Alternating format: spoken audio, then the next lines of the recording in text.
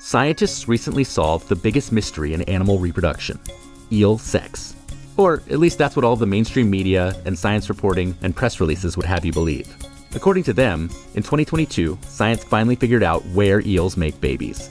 But this discovery was not actually a discovery at all, because more than a century ago, a decidedly low-tech but ingenious study had already given us the answer.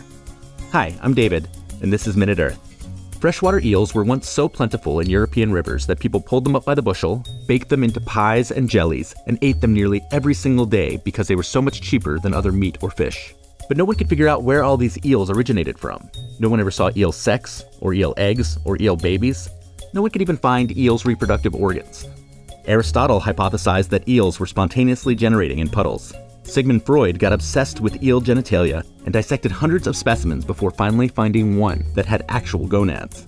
But no one was able to make real headway on the so-called eel question until the early 1900s. A Danish scientist named Johannes Schmidt happened to be aboard a marine research vessel off the Faroe Islands when the nets pulled up one of those freshwater eels, one of the smallest ever documented. Considering how young the eel was, and the weird fact that it was in salt water, Schmidt hypothesized that it must be on its way to its adult habitat, the rivers of Europe, from somewhere in the Atlantic, where it had presumably been hatched. But to figure out where exactly, Schmidt needed a lot more data, so he asked the captains of Danish trading ships headed for America for a favor. Every few days, they'd trail a net for 30 minutes and send him whatever they pulled up, along with the date and the location. This went on for 15 years, during which time Schmidt also made several of his own sampling journeys. When he finally plotted the data from this mountain of samples, Schmidt found that as ships moved west from Europe across the Atlantic, the eels first got smaller and smaller, and then, as they got closer to America, they got bigger and bigger. Ships that took a more southern route tended to find even smaller eels throughout their journey. The very smallest eels were found in spring and summer in an area about 1,000 miles off the coast of Bermuda, known as the Sargasso Sea. With this data, Schmidt was able to put together pretty much everything we know, even today, about the wildly elaborate reproductive cycle of the European eel. The adults make a year-long, multi-thousand-mile journey from the freshwaters of Europe to the Sargasso Sea, developing their reproductive organs along the way.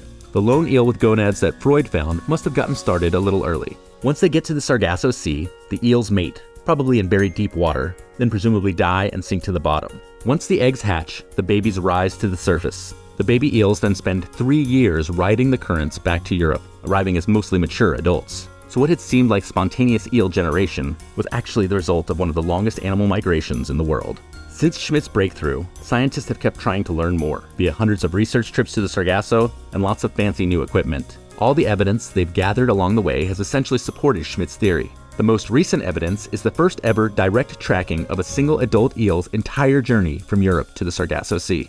But they turned up almost nothing new. We've still yet to find a single wild eel egg. When it comes to some mysteries at least, you don't need direct evidence or high-tech gadgets. With some ingenuity and a boatload of perseverance, sometimes the truth can be revealed. It was this story in Nautilus, one of the Minute Earth team's favorite magazines, that first got us excited about the weirdness of eels.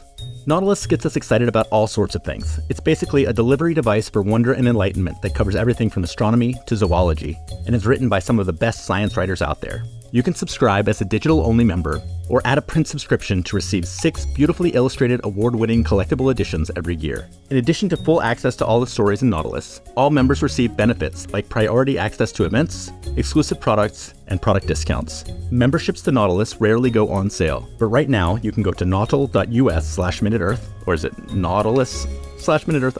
I don't know how you pronounce that, but at any rate, go there to receive 15% off of your membership, or just click the link in the description. Thanks, Nautilus.